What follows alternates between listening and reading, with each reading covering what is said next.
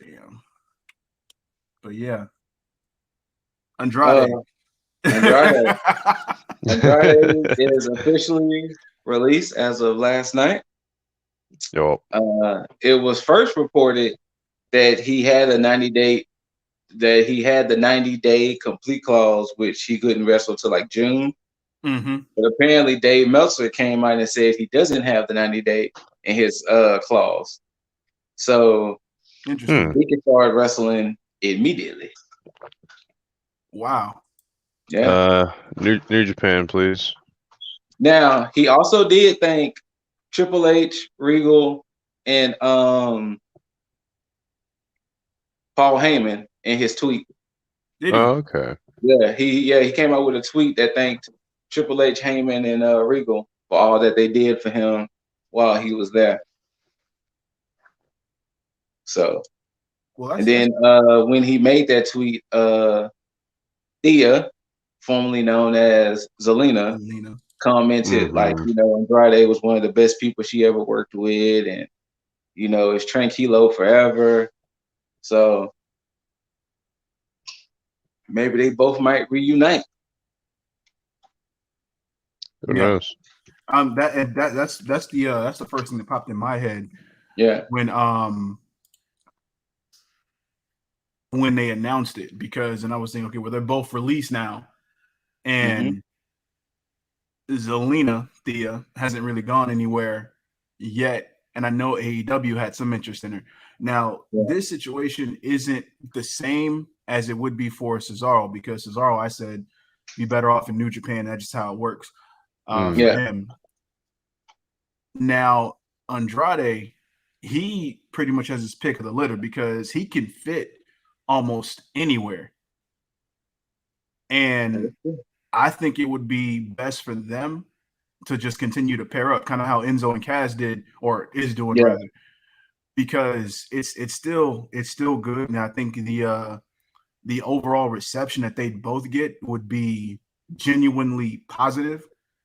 And AEW, for one, that's going to be a lock-in. Like, there's no way, there's no reason why anybody would criticize them going, because I know we've even said it on here that we're sick of the whole everybody being like a AEW being a WWE refugee camp for the most part. But I think this would be warranted because you have one person who was wrongfully terminated over some BS, right? And then you have another person who last week we came on, and I know I got heated last week, and I'm glad that this was the outcome over the weekend.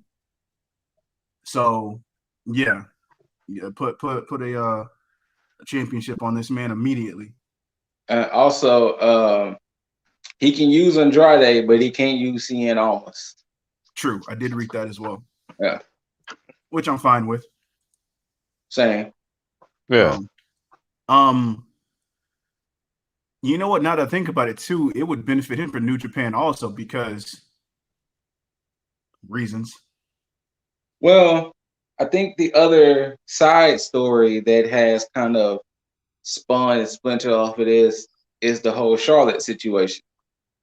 Because apparently Charlotte has been taken off of the WrestleMania poster. She still has no clear direction of what she's doing for WrestleMania. There's word that she's filming a movie, like she's supposed to be filming the Walking Tall reboot for USA. I still don't know why that's going on, but look, this is The Rock's movie, Walking Tall. Well, The Rock and Kevin Sorbo. I was about to say, remember the Rock's version was a reboot. That's true. But yeah, so they're rebooting the reboot. Yeah, and apparently, I guess it's supposed to be starring Charlotte. Okay.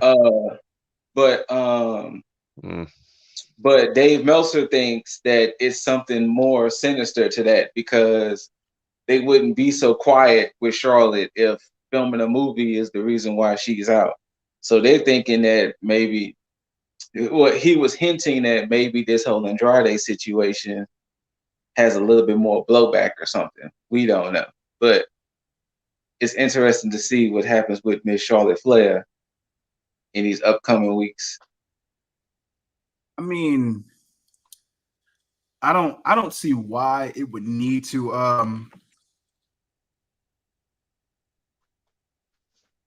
I don't see why it would need to affect her in any way, because I mean that's just a relationship, which I don't understand. We're talking about the WWE's company. We're talking about the company who put money through the table 9 weeks in a row.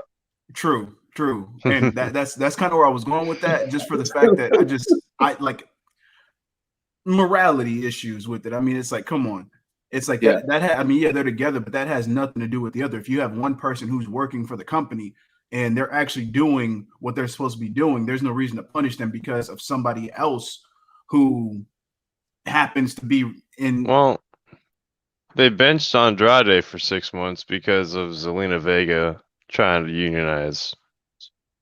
Well, apparently that's going on with Black too for some odd reason. Yeah, like she tried something and then people around her got punished. So I mean, Andrade wanting to leave and then Charlotte getting punished for it. I mean, that's kind of similar. That's disappointing as hell, but this is weird that you're gonna punish your who y'all see as y'all's top women's wrestler. You know, right? That's gonna be an interesting situation if y'all trying to punish her because of.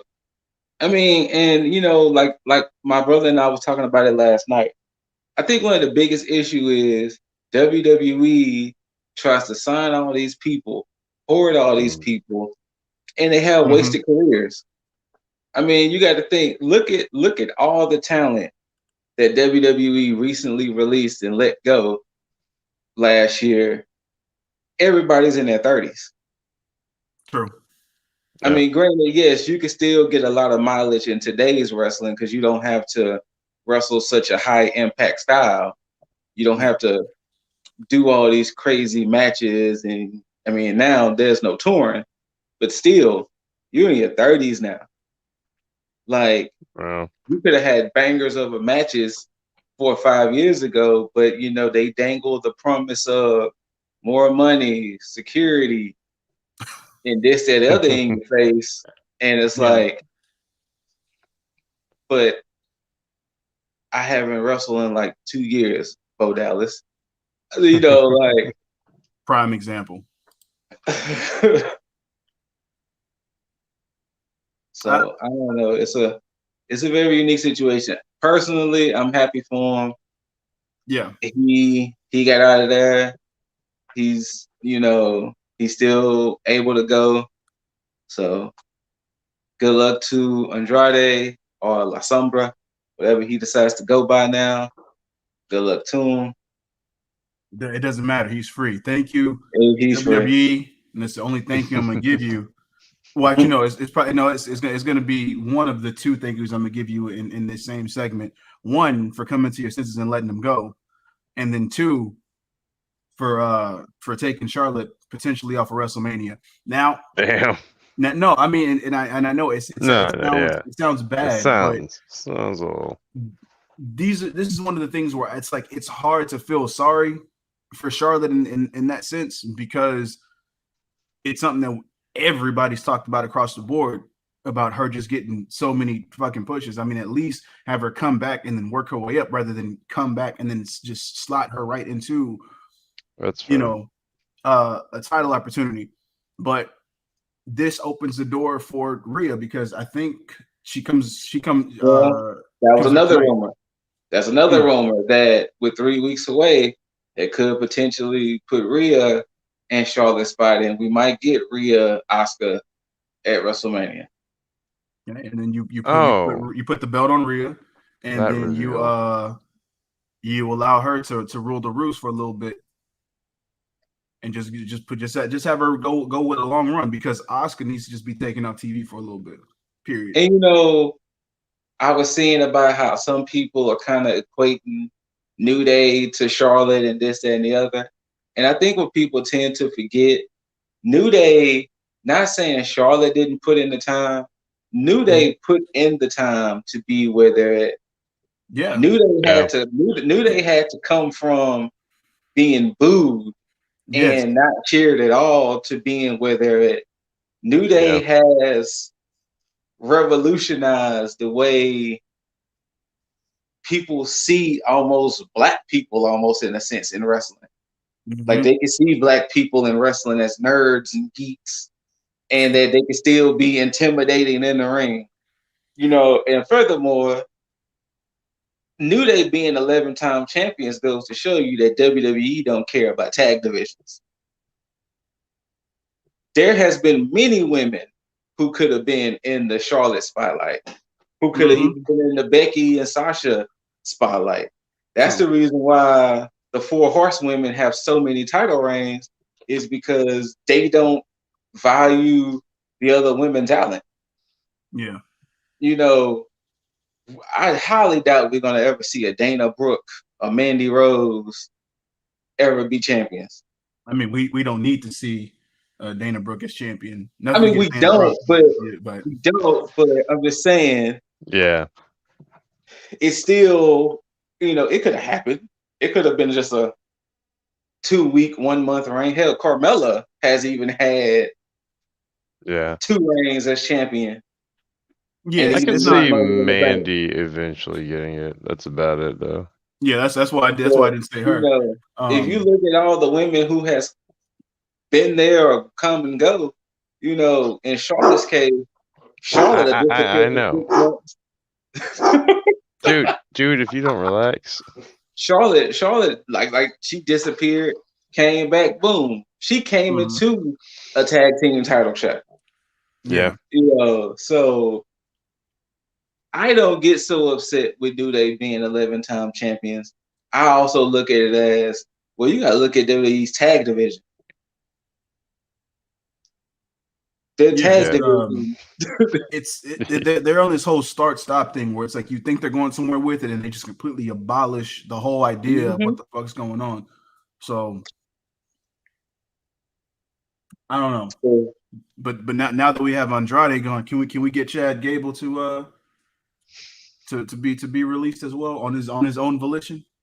We'll see. We'll see if Mr. Gable even wants to leave. He actually might like it though. Unfortunately, now they gave him his name back. I know, right? He actually might enjoy being on the roster. So I think that's one thing I think a lot of people need to realize is that we might want this and that, but do we account for if the wrestler is happy there? So I mean, most of the time we don't. I mean, that I'll be honest and say I don't think about that immediately. Yeah, because I'm selfish like that. But at the same time, it's like I look at it as having like Stockholm syndrome. These wrestlers, I can agree with you on that. They think they want to be there because they've been there for so long. It's like, oh, don't worry, no, it's good. I'm gonna get like Ricochet. Ricochet is like the embodiment of WWE Stockholm syndrome because I feel like he just can't see it. I think is extremely delusional. AJ, I can't say that because AJ knows. AJ is like, you know what? I got a good deal here. I'm going to retire here. This is the best move for me. I respect it. So, but that's probably one of the only people that I respect. And you got to think, they've treated AJ fairly right. They have. He's been there. They have. Like, I mean, if AJ and almost wins these tag titles, he's going to be Grand Slam champ. He'll be Grand Slam champ. You know, so. And we're talking about Grand Slam champ in like 4 years. That's crazy. But at the same time, for him, I'd still say it's warranted because it's AJ Styles. It's AJ fucking Styles, yes. So, but to more pressing matters, let's talk about the final pay-per-view before WrestleMania. WWE Fastlane. And not only Fastlane, but this was also their first pay-per-view that was on Peacock. And let's get the Peacock slander out the way. Oh.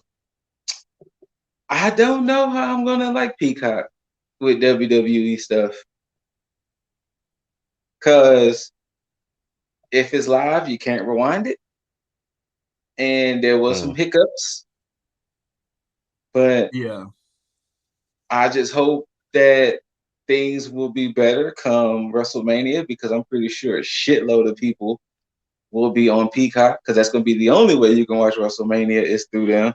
Because at least if you still had WWE Network, you can still watch Fastlane. But Peacock, I think that's one of the reasons why they put it on Fastlane first.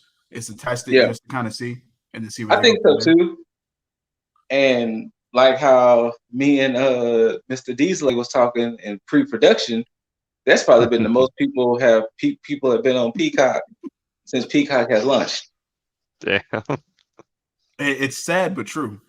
Unless you want to watch The Office. Yeah, which I have no problem doing. That's again. So, that's the Peacock only reason I got the Peacock subscription was because of The Office. Peacock's going to be only for WWE things and The Office then. Yes. Mm-hmm. Okay. Like I said last week, I solely think Peacock was created to be the only home for The Office. Oh, or if y'all want to watch Keeping Up with the Kardashians, I did see that on there. Or if you want to watch Keeping Up with the Kardashians, that is there too. He's right. That's like a whole other network. What is that? E? I don't know. Like I don't know. I mean, this shit's I think sure. I think didn't know part of NBC Universal's world. Oh, okay, sure. Yeah, because isn't like Nickelodeon stuff on like Paramount? Yes. Paramount thing. So yeah, I didn't even realize that shit. So that's because Viacom owns Nickelodeon. Oh, well, see, there we go. Paramount is all Viacom stuff. Can we just have cable be cable? Like, nope, not anymore. Them days are over with. Fucking Netflix and Hulu now Disney Plus is a product of Netflix and Hulu, but so them days are over with. Everybody got their own streaming service, but too many streaming services. But Fastlane. The first match on the pre-show was Riddle versus Mustafa Ali for the U.S. title. Mm-hmm. Which it was a good match. This match actually was a bad match. Should have been on the main show for sure. Yeah, that was a bad match. Because of course there were other things that we could have done without Braun Strowman, Elias. Spoiler You know what? That oh god. But yes, Mustafa Ali versus Riddle. A solid match. It ended with Riddle hitting a avalanche Bro Derek from the second rope. Mm-hmm. And then Retribution was in the ring and he started yelling at them. And Reckoning walked out on him first. Yeah, hold on. Now we can say Mia Yim. Now I'm assuming that we can now. And then Shane Thorne walked out on him. And then he started getting in the faces of T-Bar and Mace and Dio Madden and Dominic Dijakovic double choke bombed Mustafa Ali. Yep. So the first thing I said to myself is, please take off those stupid ass masks. I thought Mia Yim was gonna take off hers when she was walking up the ramp. It looked like she was about to get ready to rip it off. But yeah, so too dramatic. I'm hoping Retribution ends and they can be those, like, if those four want to be a stable or a group, that's fine. But please let it be Mia Yim, Shane Thorne, Dominic Dijakovic, and Dio Madden. Yeah. Not T-Bar, Mace, Reckoning, and Slapjack. Thank you. Especially so damn it. Oh yeah, Damian Priest can get his finisher back. I think they're gonna keep hit the lights. I think they're about to what they're doing. I think they're just rebuilding their roster. Mm-hmm. Because that's what it feels like. I think they're rebuilding their roster for after WrestleMania. So I think that this is probably going to be, I guess, outside of maybe Raw.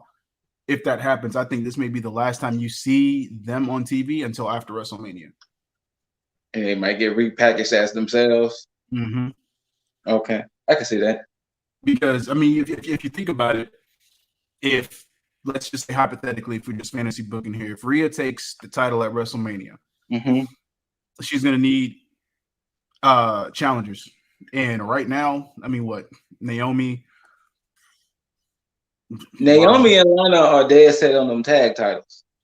And you know what? Now I do think that they might end up taking those because of since NXT has their own. So you know what, you saying that, but they looking like whatchamacallit could possibly get it too. Tamina and Natalia. Oh, this shit. Look, no, just no. Look, I'm just letting you know. Look, either take you. Look, y'all got three routes to take with Tamina. You take her off TV, and just have her work at NXT to be like in the performance center to help people get their game up or become enhancement talent.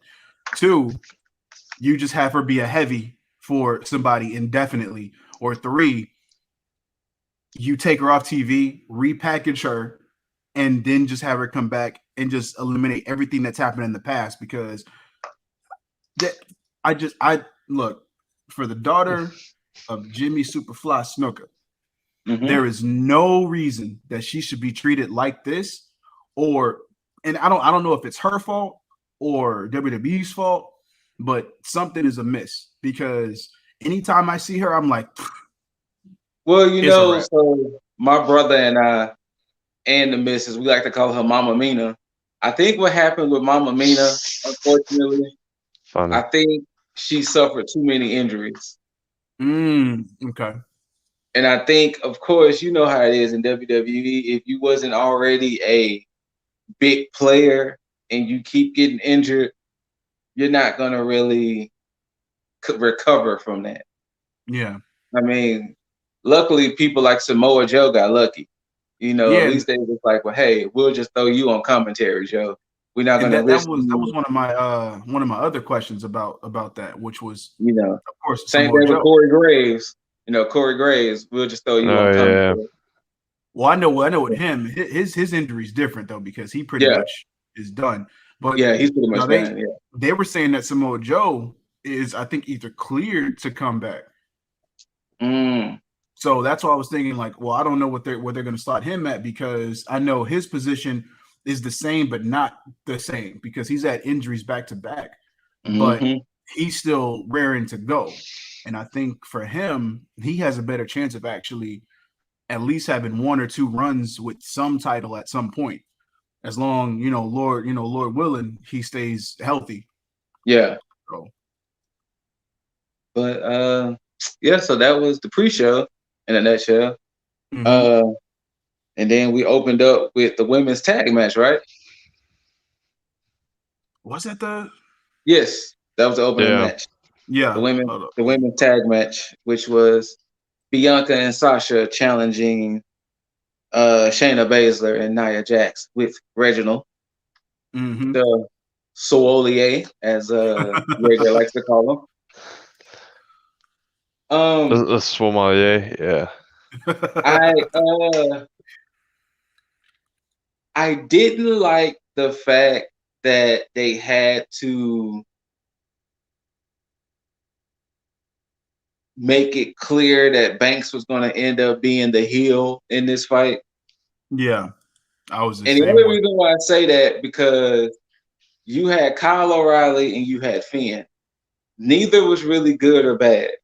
You have a mega ego like the EST and another ego like the Boss. They could have just clashed. Is the EST or is the Boss gonna like? They didn't have to quote unquote heel out Sasha to make their point across with this match. Yeah, I agree.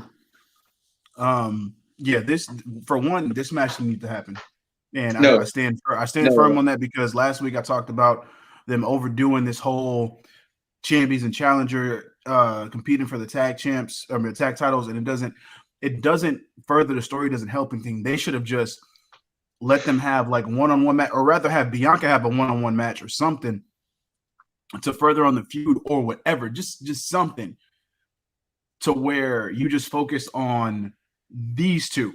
There shouldn't have been anything with Reginald or the tag champs, nothing, because again, Carmella's not part of this, and I know that her and Reginald are split. Apparently, I'm assuming that's the case. Yeah, she fired him. So all this was just like shoehorned in for no fucking reason, and Yeah, it also goes to show that WWE still has no idea what the fuck they want to do. So, yeah, this hurt one of my most anticipated matches because I was clamoring for this match for the longest. I've been seeing a lot of people saying that. Like, I've been seeing a lot of views that due to the fact of how they've been treating this, the interest of this match has died. Yeah. That's been a consensus I've been seeing, that people are kind of like, I was excited at first to see Sasha and Bianca, but now it's like, so hopefully they do something to drum up the excitement again over it. But yeah, I don't know. I mean, I'll preface this. I'll say that the build up and the story behind it has me less excited, but I'm still excited for the actual match. Yes, because that's what those two are in control of, and that's what I want. Now, if the match is trash, I'll be more than pissed but that's at WrestleMania. But for right now, as far as the build up, I'm not too enthused about it until like the bell rings. So yeah. But we'll see. But Shayna and Nia kept the titles. Yes, they did. Over it, pretty much a fuck finish at this point. Yeah. Well, yeah. I mean, there was a screwy finish. I won't say fuck finish, but a screwy finish because Reginald. Reginald did his thing, of course. Yeah. And then Banks kind of turned on Bianca by slapping her, calling her a rookie and all that. Stupid. And it was like, okay. It's like, okay. Yeah. And that's why I hate that, because it seemed to be more about Reginald and then them fueling that behind Reginald rather than, Banks being shown up by Belair, which that could have been the storyline right there. Mm-hmm. Belair being showcased as being like the EST and then Sasha being the boss. They could have played on those two factors where Sasha's ego would have came into play and it's like, you know what? No, you're not better than me or whatever. Then Then the tag match would have made more sense, because that would have been like, how back in the day when The Rock and Stone Cold would try to show each other up. Because then I would have been like, all right, cool. That plays into the storyline, but they did none of that. All this was about fucking Reginald. Because like I said, literally, how do you have the boss and the EST? You literally have it written. Like, you have the personalities. I am the boss, aka the blueprint. I get that, but I am the EST of WWE, and here it is. They just fucked the whole thing up, like you said, with Reginald. Like, come on, Reginald of all people. But yeah, what was the next match? That was an Intercontinental Championship match. Whoa, that was a unique ending. Yeah, to say the least. Yeah, what I think, I mean, this pretty much spelled it out. I believe that this is meant for Apollo to take the title at WrestleMania. Yeah, but 4 chances though. Yeah, I know. It was weird. I don't know if this was meant for him to take it this night, but the way that it ended, it's like, okay, they're pretty much gonna go at it at WrestleMania in a non, well, I can't even say rematch because he just lost. He lost 3 in a row. So there's no such.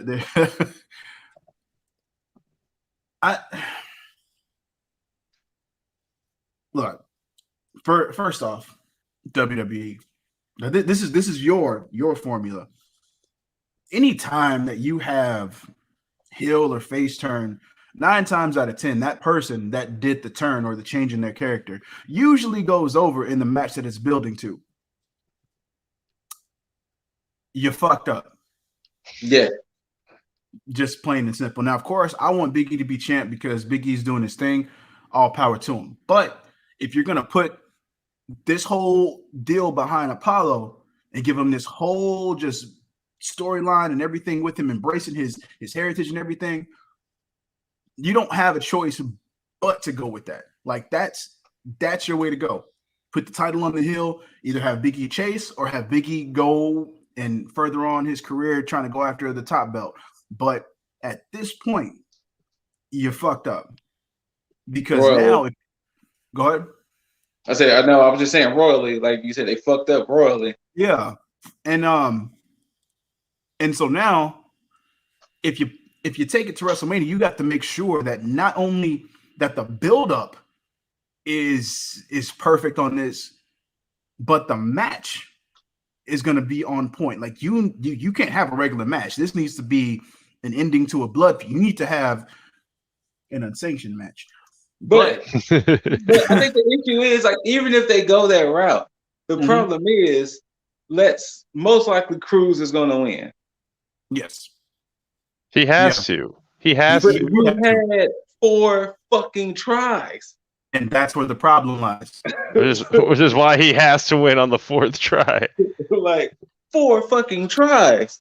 Like, yeah, but and that's the reason behind it, because anybody looking into it is going to look at this at the equivalent as Sasha and Sasha and Belair. Yeah, because nobody's going to want to watch it. They're going to be like, oh, you know what? I don't care about this match. Either he's going to win because he's supposed to, or it's going to be a trash match. But they're going to have something to tell. They're going to have like a match of the night quality match. Oh, absolutely. And these two can absolutely, but they really did. I don't even know who to blame in this, because I don't know if it was a fault inside the ring or backstage. But I don't know. But we'll see, man. Their best bet is to just have it like a fluke title change on like SmackDown, and not even take it to WrestleMania. Damn, it's gonna have to be something. That actually, it's gonna have to be something to quote unquote reinvigorate this, because 4 tries, like, well, 3 already, like, that's crazy. Yeah, like, I don't know. It is.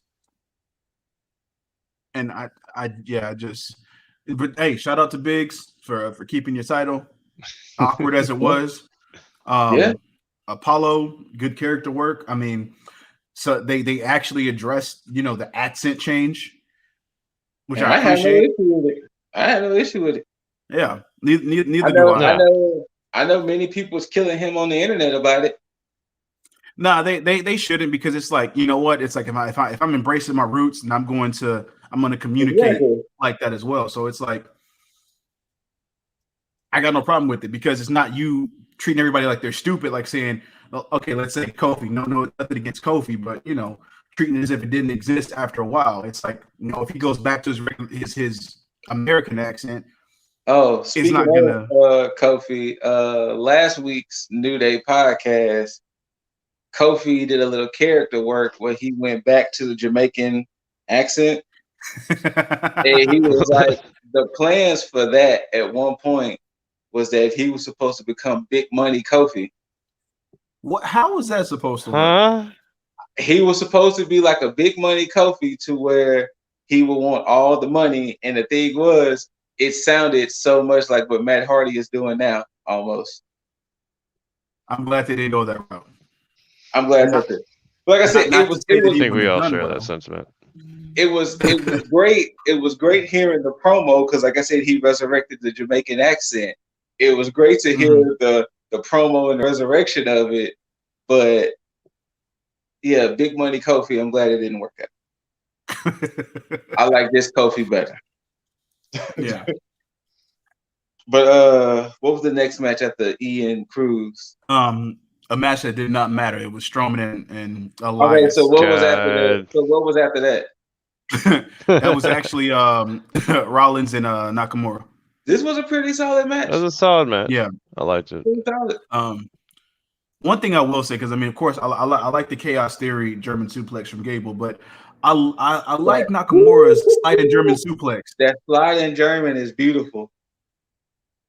So and of course, said did his thing by selling as well. But that was just me geeking over that. But yeah, the internet keep having me rolling when they talking about Seth keeps having these midlife crises. Because now he's sounding like an old dad talking about drip. Is that what the kids are using now? Drip? Oh yeah, and in his pre-match interview, yeah. Yes. I hate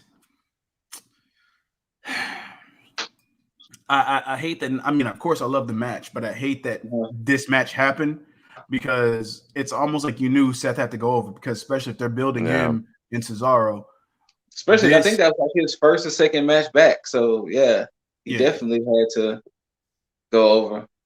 Yeah. So I mean, now granted, this may be a precursor to Shinsuke going on to bigger things, but as of right now, I hate it because you're building Shinsuke back up as a face, and you just had a return in Rollins, so it's like this match shouldn't have happened. But you know, I understand because Nakamura and Cesaro and Rollins for WrestleMania. True. So it is what it is. We can't really fight that, but you know, hey. So I'm looking forward to Cesaro and Rollins for sure. Oh, absolutely. And I like how they're actually building this up because it doesn't seem like it's, you know, a big feud, which I appreciate because they're not throwing everything at it, but they're keeping it in the back of the mind like it's going to be like one of those just, you know, burn the house down dark horse matches where it's like, oh shit, you know.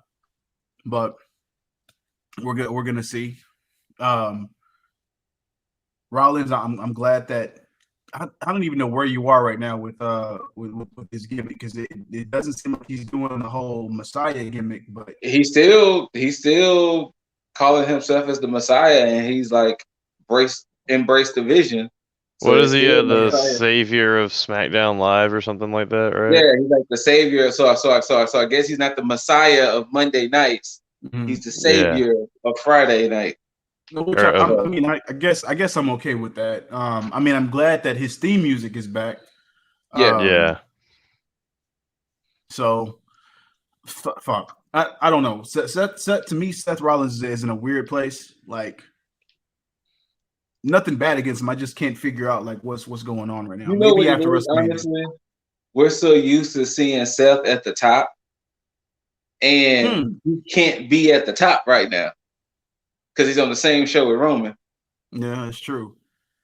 So that's what it is. Because I mean, even when he was on Raw, it looked weird because Drew was on top, and Seth had to taste Drew. So we're so used to seeing Seth being a top person. Now that we're seeing Seth as a high mid Carter, it looks kind of weird. True. It does. You know what? I agree with that. That actually makes the most sense. So I'm rolling with it. Yeah. But of course, Rollins gets the win. Which I mean, if you had noticed that by now, Rollins got the win. Next up was no holds barred match between Sheamus and McIntyre. Them boys fought. They did, and I wish this was the only match they had rather than the previous match that they had probably. But I can agree with you on that. That's what kind of killed it for me because I was like, why did y'all do that if y'all were going to have this match here? It's like just keep the story going, have the build up, have them wrestle other people, have them interfere in the matches, and then lead up to like, okay, well, finally, y'all going to go at it like this. Cool. Yeah, I miss story building like that. But Jaeger, same. Like, I don't know. Like, that's perfect to me. Like, just don't even have them ever meet. The bad part about it was it wasn't that long ago when there was storytelling like that. That's true. It wasn't that long ago. That's the crazy thing, man. And I'm just like, I don't fucking get it. I don't get it. Like, why do you have to blow your load on a lot of things? Like, how hard is it just to be like, you know what? Let's save this. We don't have to blow our load on everything. We have a lot of things in the tank that we can hold off. Speaking of loads blown, I really don't agree with them announcing their big reveal for Monday night tonight. Oh, Rhea. Yeah, like why even announce that? That like you know what? I hate that they do that now. I hate that they like blow their load too early. People have been saying that a while now. They was like you announced that Keith Lee was coming to Raw. You announced this and that. Why can't they just show up Exactly. Like, because they want those ratings. Where's those pops? Like, fuck that rating because like these people want to see that person. Like, you're gonna see that person, but why not see like the ratings spike when that person like shows up on TV? I don't know. Because like you said with the Rhea situation, Look at how the internet blows up when, say, Rhea Ripley surprises people on Raw instead of having the announcement for it. You know. But see, the problem is that the way WWE looks at it as it's only going to affect the people that are watching, and then they'll get the YouTube and IG views later. They want people to tune in throughout the show because Rhea might not show up to like hour 2, so at least you watched hour 1. I fucking hate that they trap you with that shit. I hate bait and switch shit so much. Yeah, and this is why I like Old School. Now y'all hear me talk about Attitude Era all the time, but it's because it was must see TV. That was a phrase back in the day, must see TV, which means if you miss something right then and there, you were asked out you'd have to wait to hear rumors about it because there wasn't going to be a chance. Now, granted, yes, I get. It used to hurt my little preteen soul if I missed Raw. Exactly. Facts. Exactly. And that's the thing, man. And that's why it hurt me during the Monday Night Wars, where it's like, damn, I want to watch this, but I got to switch over this. So it's like you really channel surfing back to back between TNT and USA at the time. So that's why it's like if you just fall back and just do, because AEW does it now. AEW doesn't announce all the time who's going to be there. They'll allow some surprises to happen. You know, granted, yes, now they do announce certain things, but for the most part, they still allow that mystique to be, a thing. So I'm just, I don't, and they do fine with their ratings. They're not trying to just of course, everybody's trying to get eyes on their product, but they're not. Yeah.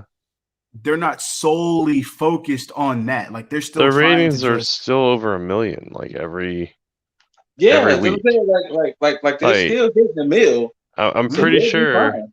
I'm pretty sure that you can spare a big reveal or spare something like Rhea Ripley showing up.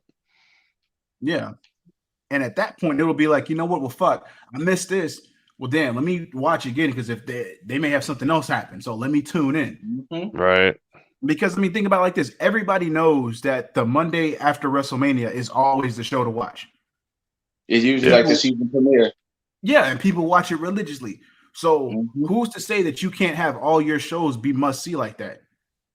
Just take time and fucking story build. Take pride in your fucking company and trust your superstars to actually be able to do the job that you pay them to fucking do. It's as simple as that. I don't understand how nobody gets that concept in WWE. It's fucking weird. Well, NXT gets it. Well, you know what? Honestly, I think one of the big issues, because me personally, I keep reading stuff about it. Honestly, and I don't like putting the fault and the blame 100% on him, but a lot of it really does have to do with Vince McMahon. Vince McMahon, like how we discussed it before. Imagine you wrote out this storyline and you wrote it out for 5-6 weeks or 4 weeks to play out, and then you come in week 3. Now we're gonna just change all that up. We're gonna just throw all that against the wall, change that up. Then it's like, what the fuck? Like, why did I write this for? At the end of the day, granted, yes, I understand you're the owner. You can veto anything, but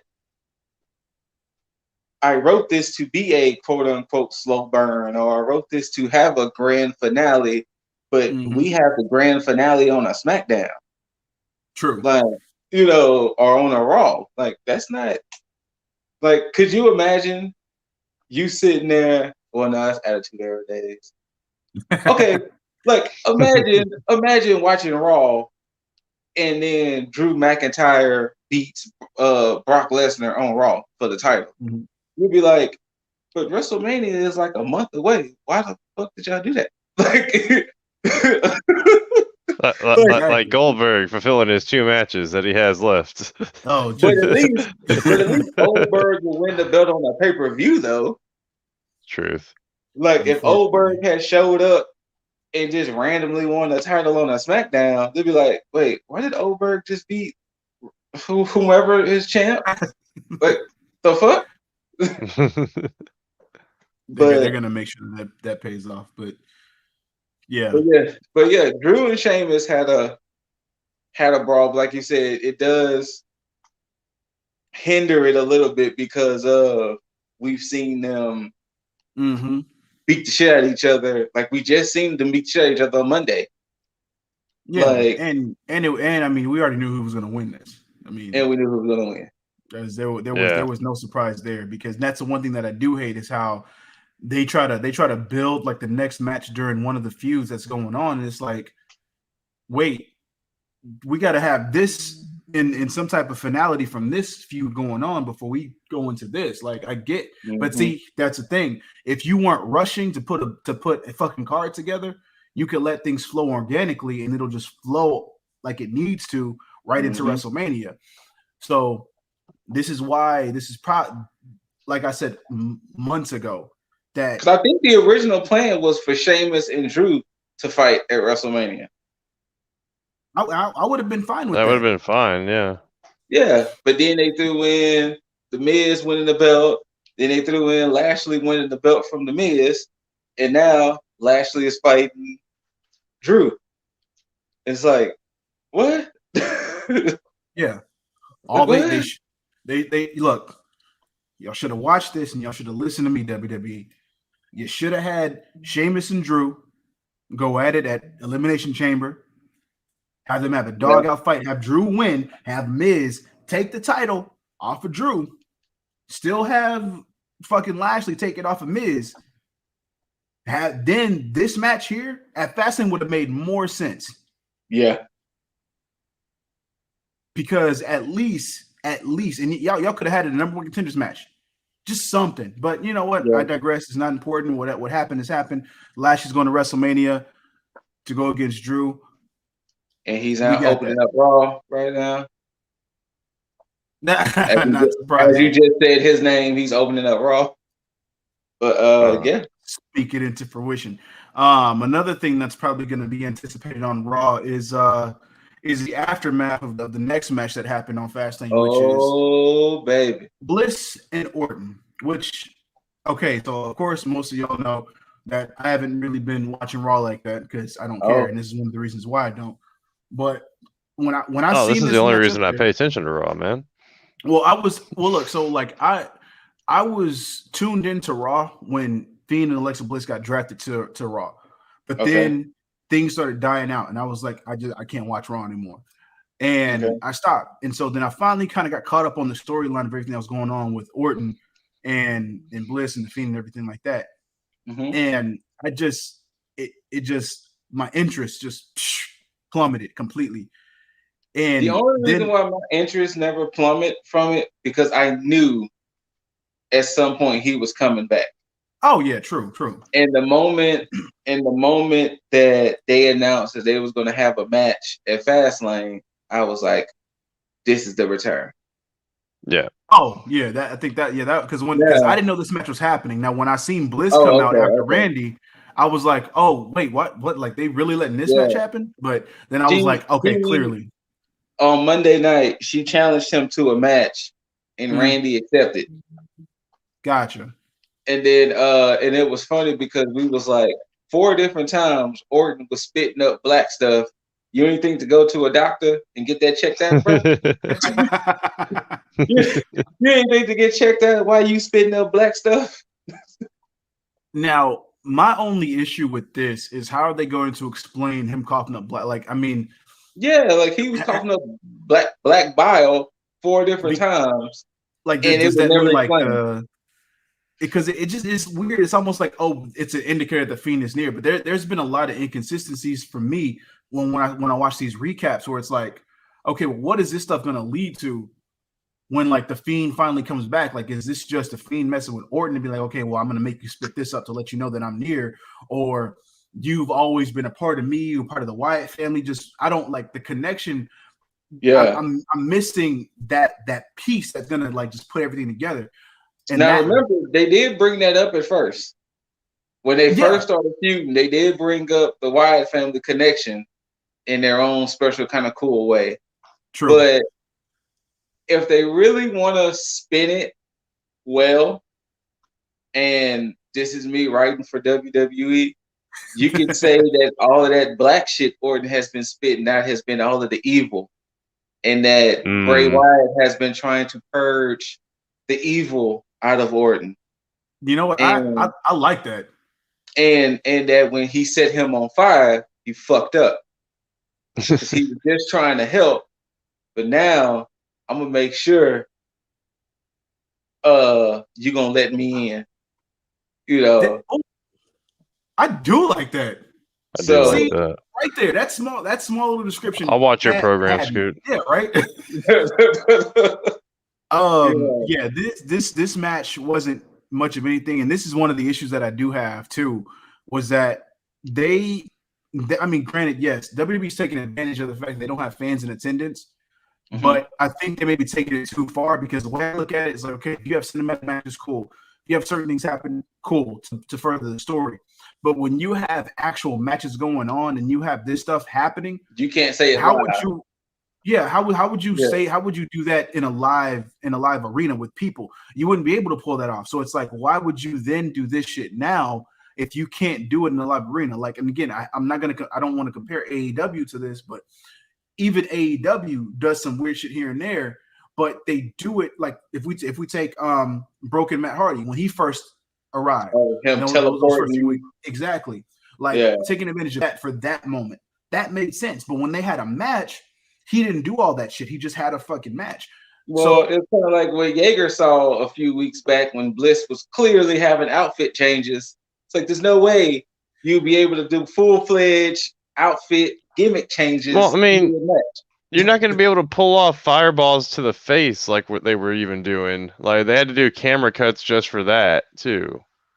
Well, that they can do. That they would, because Undertaker did it. Undertaker did it. Okay. No, wait, no, it was Undertaker or was it Kane? One of them did it to the other. I think it was Kane that did it to Undertaker. I mean, she did shoot another fireball at Orton last night. Yeah, she did. My point in all that though is, how are you going to do like cinematic? You can't do cinematic matches anymore once you start having like crowd attendance. Like, what are you going to do? Well, I mean, you can, but what are you going to do? You're going to tell your fans to sit their ass in a seat and watch this on the screen? Yep, that's what they did at a Revolution. Yeah. I mean, they did it. You're right. They did it a few years back when Randy Orton and Bray Wyatt fought that one time. Oh, that I forgot all about the fire.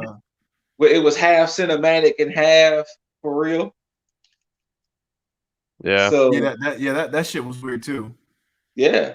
I will say this. If I was a child, hell, even as a 34-year-old man, that damn near freaked the fuck out of me to see how he looked. All right. Oh. I thought it looked something out of Slipknot, to be honest, but somebody did say that. I did see somebody on the internet say that Fiend is now in his Slipknot era. It had the effect that it was intended, though. It was definitely. But Diesel has something to say.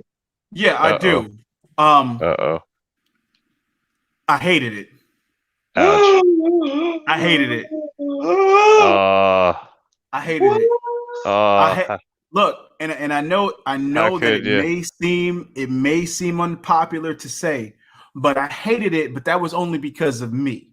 Because podcast over, ladies and gentlemen. Podcast is over.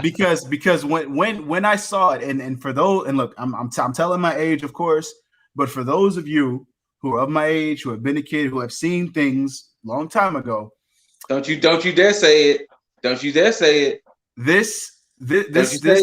There's only one thing that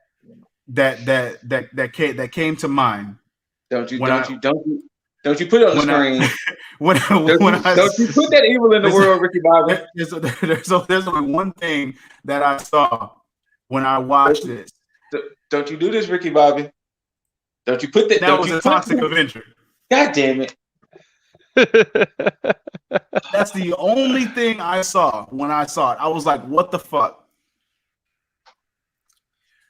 I mean, I kind of got feelings of, damn it, what's his name from the Goonies?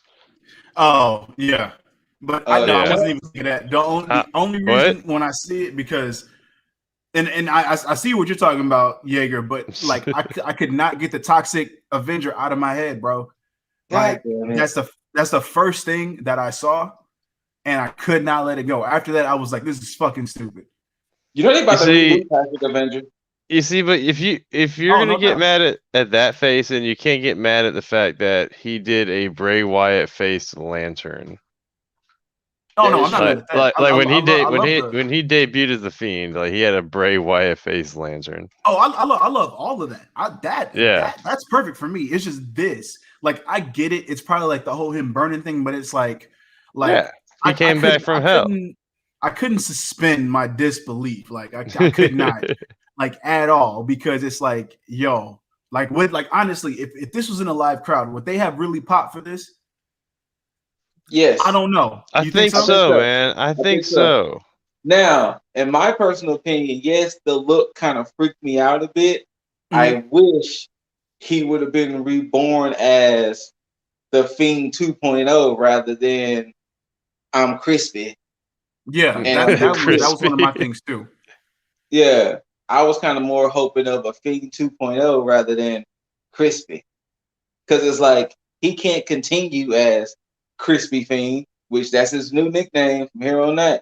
He can't be Crispy Fiend for he has to be rebirthed at some point. Mm-hmm. Like he can't just stay crispy. And then also too, are we going to get Bray Wyatt back anytime soon, or he just gonna stay crispy Fiend? Firefly Funhouse. Can he be a crispy Bray Wyatt? Now, I will say this. I want to see the theater makeup with Burns.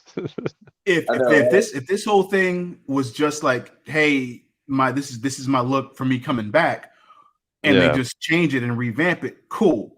Like I'm fine with that because that's like, oh yeah, I just dug myself out of hell. This is what I look like, hey, suck it, whatever. You wake up, don't look your best, so hey, whatever. But yeah, I'm fine with that.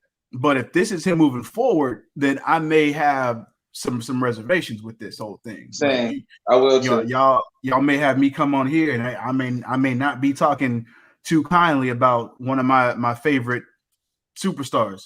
So I can agree with you on that. But now, what I thought was weird about this whole situation was the match continued. Yeah, that's one thing I was like, wait, is this like a no holds barred match? Like what? Like they never announced it. They just announced it as Bliss versus Orton. They never announced it as any speculation, any stipulation. So I thought that was funny. Yeah, because when he put the Sister Abigail on Orton, I was like, okay, cool. But then Bliss straddled him. She straddled him and got the pin. And then I did see somebody post talking about, we know who the real winner was of last night. No comment. Oh, there was plenty of no comments to not make about that. The camera angle they provided for that, like Fiend behind Bliss on top of Orton. There's just plenty of potential for stickers being placed in the bottom corners of screens. Yeah. Right. So with that being said, how do you feel about that? Right. What kind of match Ryan Cabrera are gonna have at WrestleMania? Well, yeah, I guess it is obvious that they're gonna have a match. There's no reason why they wouldn't. Firefly Funhouse match. No. Randy Orton's gonna get the help of John Cena in the Firefly Funhouse. He's gonna show up and help Randy Orton win. I mean, if they do another Firefly Funhouse match, I'd be cool as long as it ups the par of like what the previous one did. Yeah, I need creepier for sure. Yeah, but yeah. I would prefer them to have a regular match. But if it does have to be within the the confines of a Firefly Funhouse match, then yeah, I'm cool. But yeah, it's either gonna be one or regular. So we'll see. Okay. All right. So from there, we have our main event. Yes, we do. Yes, we do. Roman Reigns versus Daniel Bryan with Edge as the enforcer. I will say this. This was my favorite match of the night, and then the last 5 minutes happened. Wait, you didn't like the last 5 minutes? I didn't care for the ending either. It got to like, oh, okay. Wait, you talking about Right. after the match or the end of the match? The end of the match. The whole. It's like, oh, we went. Okay. Daniel accidentally hitting the Edge. Edge getting mad. Okay. To kind of walk it through, the moment the ref took the bump, I was like, oh, I know where this fight is going to go. Because I will say this, the one good thing they actually did with this fight that I thought was actually pretty good, they did do a pretty good job with letting us believe Daniel could possibly take it. Yeah, absolutely. Because the way he was working the shoulder, the way he was hitting the yes lock, it was like, wait, they could alter some plans for WrestleMania to where Daniel possibly could end up taking it. But then when the ref took the knee, I was like, exactly. Right on time, my man. That was pretty much where I was like a little upset about it, because as soon as I saw Edge get involved, that was my moment. Like, I didn't realize that special enforcer was what that meant, and I was like, oh, so we can just label ourselves as special enforcers now and just be referees if we want all of a sudden. I don't know, when Edge got involved, I just saw a fuckish finish coming. And yeah, same. I didn't mind the post match stuff, or rather even the end of match stuff that caused the end. Because it's the character work of Edge that I did like, and they're not trying to pander to Edge. Like, they understand, okay, well, we need to build a good story with this. Let's make it more interesting, because they could have easily just went with Roman versus Edge and go from there. But I think adding these other nuggets to it with Bryan and now Edge being this tweener actually Bryan and Edge are both playing like this tweener role, because that was the plan that Vince so-called threw out. Apparently he didn't. Apparently that's starting to be the reports that he didn't think Edge versus Roman would be that grand. Huh. So that's why most likely Edge, Orton, Bryan. I'd like to see that, because you're going to get 3 tremendous workers in one fight, which I'm fine. I'm fine with. Yeah, and I think this is going to boil down to the finish being between Bryan and Edge. If Bryan is the one to win, which I think so, I think it's going to be due to him either tapping out or pinning Edge, and Roman still looking strong. Because that'd be the best way. I think that's the plan.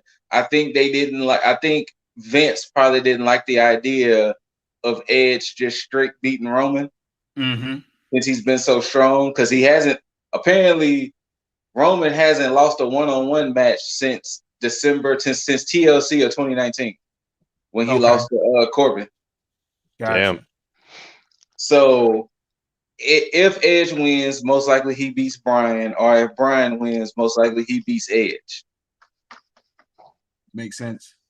So, and for Roman to come out of that without being pinned or submitted, that gives him more of a reason to be like, hey, you didn't beat me. You didn't beat the champ for this. So moving forward, that can still continue the feud. And even if Bryan wins, I don't see Bryan having like a lengthy title run. Because he doesn't need it. He just, at this point, is him proving himself. Hey, I won at WrestleMania twice. No. I think it's more of a means to an end with Daniel. Okay. That he can say that he's been champion at least once more before he hanging it walks up. away into the sunset. And then Edge can go back to Raw and take the title from over there, from whoever, and then have his reign, because that's where he should have been, in my opinion. That's where he should have picked Drew, and had that continue on, because then it would have made more sense. People would have been fine with Edge beating Drew, but because you have Roman in the mix, nobody's going to be okay with that unless you're Daniel Bryan. Hold on. Apparently, Randy Orton's going to summon the Fiend tonight. Summon? Yeah, it literally said Randy Orton summons the Fiend. No. That's literally the graphic. Randy Orton summons the Summons the Fiend. Wow. Like some Final Fantasy shit. Now, I will say this, though, as far as the main event was good. Like Roman. Yeah. Like I said, I like it. Just the last few minutes was just a little in. Roman has set this game up, like, for sure. And I'm happy. I'm happy that he's able to do this with the character work, with him being the champion, with him. I mean, everything. Like this whole thing is perfect for me and like for him. Mm-hmm. I say for like me and him are working in tandem. Like, no, it's perfect for me as a viewer, but it's perfect for him as the on-screen talent, and then being the face of SmackDown. So, yeah. Again, I'm going to keep saying this every time he doesn't show up. Where the fuck is Jimmy? Jimmy must have been more hurt than we thought. Well, that's my conclusion. Got me confused, because they had this shit written out. They said they had storylines written all the way, for the next. He's debuting at Mania. Yeah, that could possibly be a thing. Because the way if we're looking at what Jey Uso might get himself into, it's a possibility, because it looks like the Raw side, the tag team picture, is going to be some type of multi-man, probably ladder match or something. Because it started off with the Street Profits wanting the belts back. Then this past Friday, Ray and Dominic beat the Street Profits. Yeah. And then, the Alpha Academy has been claiming stake. So far, that's already 4 different teams. So unless they got main event Jey Uso going to fight somebody, it may happen. I don't know. I can see that. They should have taken this time. If they were going to have Jimmy off TV like that, they should have just put a singles title on Jey just for a little bit, and then just probably had him feuding with Biggie. That would have been the way that I went, and then probably have this heel turn from Apollo. Hell, they could have actually had Big E win the title from Jey during that time if that was the case. But that's past book, and I'm not even going to get into all of that. But yeah, I mean, WrestleMania is shaping up. It's shaping up, but I remember WrestleMania wasn't shaped up 3 weeks before the show either. Yeah, you'd already know what was going on. Oh, dude, they would announce the cards like a month in advance. Yeah, you because I mean there would be a few matches that you would kind of have like not seen, but it would be like minuscule matches that kind of got shoehorned in. But like as far as like the top like 5 matches would already be established, like pay-per-view. For one you'd have your Mania match, then you're gonna have like whatever your other match is for whatever belt's not being Mania'd, or I mean your Rumbled match winner. Bleh. Yeah. But yeah, I mean then it's a couple of tag team matches, things like that. Yeah. Yeah, it's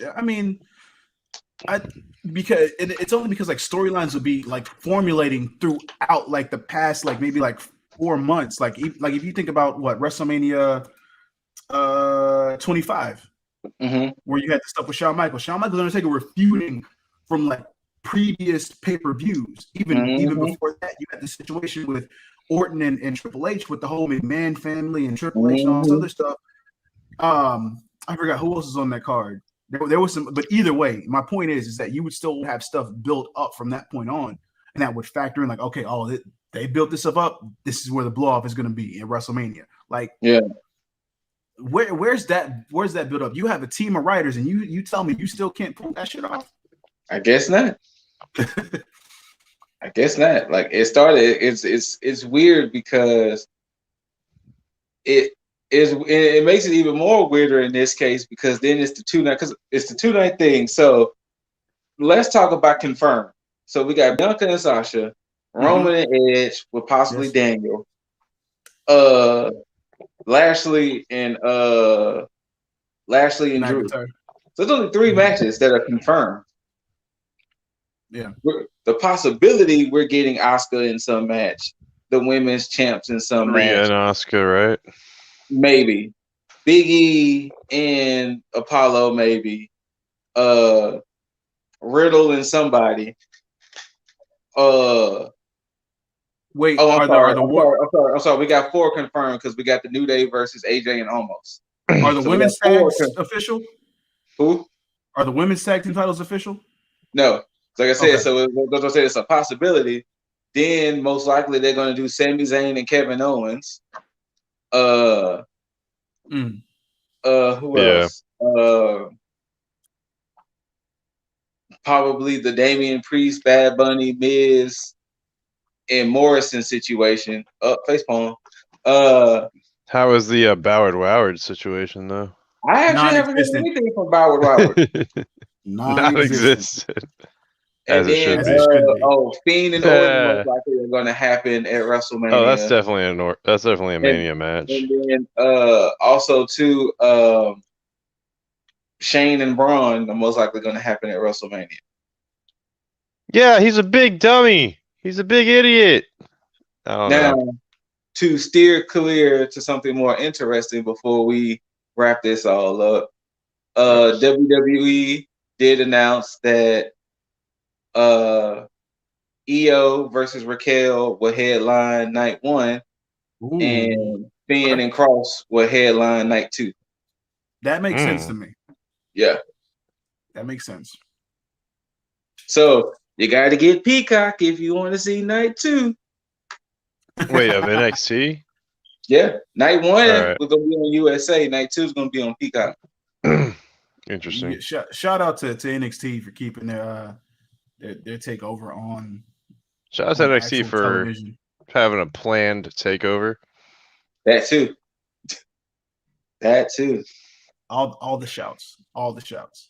And also one last little bit of tidbit before we dip. Batista most likely will not be inducted in this year's Hall of Fame. Wow. Only because Vince says Batista deserves a crowd. Oh, okay. I thought fair. there was some shenanigans going on. Okay. I was say, man, Vince. He said Batista is too big of a talent to not have a crowd, and then it was like, furthermore, if you look at everybody who was getting inducted in 2020 and who's all going to get inducted most likely this year, Batista, it'll be okay for Batista not to be a part of that group. Damn, so basically you just threw shade on like everybody else who's getting inducted.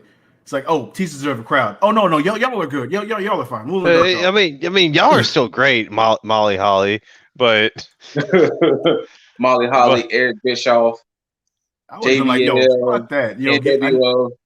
I need a crowd. I think Vince wants to throw Bischoff for that shade. Be like, don't you have a debate to go and ask questions at or something? But I don't know. But I digress. But yeah, so most likely Batista will wait until 2022. Mm-hmm. That's fine. Yeah, I mean, I have no doubt that this WrestleMania will be better than last year's for sure. But I'm still like, yo, y'all still need to treat this with some respect. Justice for WrestleMania. I guess Justice for April 10th and 11th. What was it? 25,000 people. 25,000. Yikes. Will be in attendance. Shout out to those people that's going to WrestleMania. If y'all go, enjoy yourselves. Be there next hopefully year. You get everything out of it that you want to get out of that shit. Yes. And hopefully it's a good show. So hopefully you get your money's worth because I know it ain't cheap. So no. For real. 35 to 2,500. That ain't cheap. Craziness. But hey, for those who spend that $2,500, you get a chair. So Yeah. They get a chair. They You can get a take nice it little- home. Yeah, a little Yeah, they get to souvenir take chair. that nice little cushy WrestleMania chair home. You know, I heard that some people don't take them chairs home. Really? Yeah, I've seen something to where I think a lot of people don't take those chairs. Huh. I don't Probably know. maybe because they don't want to take if, them on the flight. I don't know if they didn't know they could take Yeah. it, or maybe they because of the flight. But yeah, people don't take them chairs. What was it? At All In, they did a sign like they did the for the VIP seating. It was you get to take home the cushions or something like that. But you didn't get to take home the chairs. I'll be fine with the cushion. Yeah, right. Hey, look, Yeah, if y'all don't take those chairs home, just sell them right outside. As soon as y'all get out the arena, man, just sell them. right after. Somebody will buy it. Trust me. Right. Yeah. You know you're from out of state. You can't take a chair with you back on the flight. So look, somebody's gonna want that flex. Be like, yo, I was at the front row. Before you even get to your car, you can sell that chair. Truth. For real. Absolutely. Trust me. Like you said, somebody gonna want that flex. If I was front row, I had the chair to prove it. They was in the nosebleeds the whole time, and they'll be like, The you know what, whole shit, hey, time. I was there. I got the chair to prove it. All they're gonna do is take that picture right outside the arena, be like, oh, the front row was nice. Somebody gonna want that chair. No lie. Anything outside of that, fellas, that we got? If not, man, we can remember for when we record the next one. Oh yeah, because we will be here Thursday. You beautiful mother effers. I know you're waiting for that, but see, it ain't Wednesday yet. That ain't happened yet. That's days from now. So just be patient. At least you got this. So Little taste, little sample. be happy. Yeah, but I mean, nothing else to say. Nothing else to say other than that. Hey, Scoot, let them know where they can find you.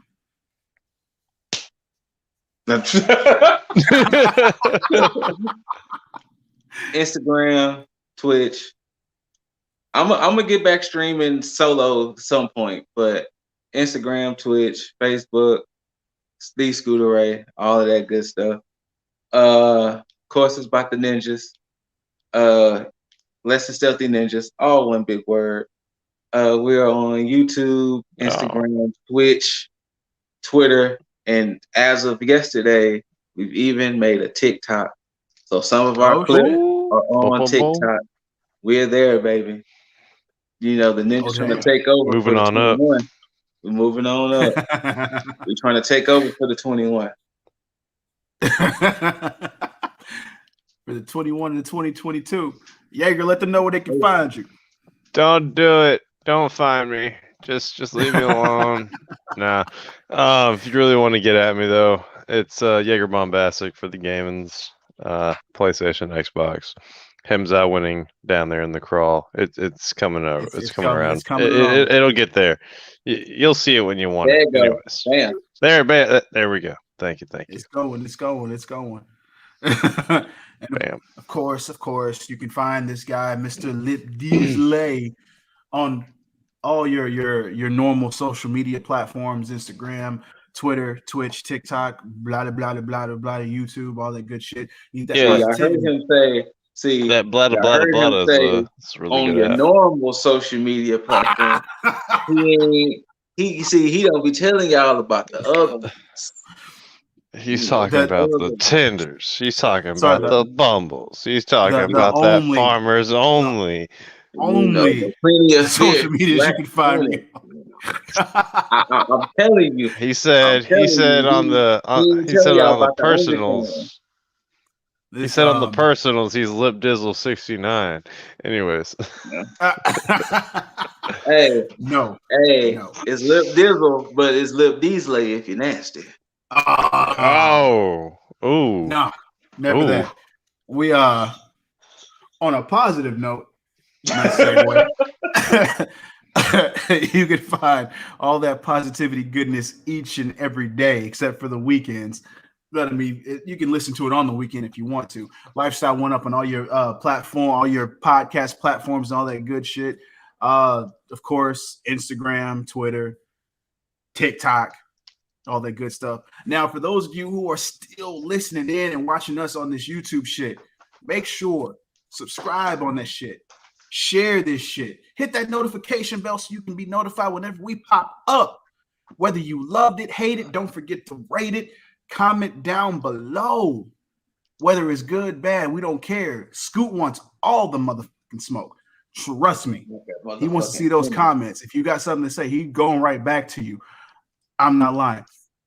But yeah. Hey, you know what? Mr. Lip just said Monday through Friday, you get the positivity. I give you the negativity on the weekends. Because Saturday and Sunday, that's where you could find the ninjas. Saturday and Sunday, I give you the negativity. I give you all of it. But yeah, like I said, don't forget to subscribe so you can join the tag team and just hang out, comment with us. We got you. You want us to talk about something? Let us know what you want us to touch on. We will talk. Well, we might. I ain't gonna say we will. We ain't gonna get that outlandish shit. We might talk about it, depending on what it is. So, as long as it isn't anything that I come up with, I think y'all will be all right. We'll probably hit it. But as always, Two Sweets, my brothers, as always. Two Sweets. Bada, bada, bada, bada, bada, bang, bang, and bang. as always, you beautiful mother effers. Tag out.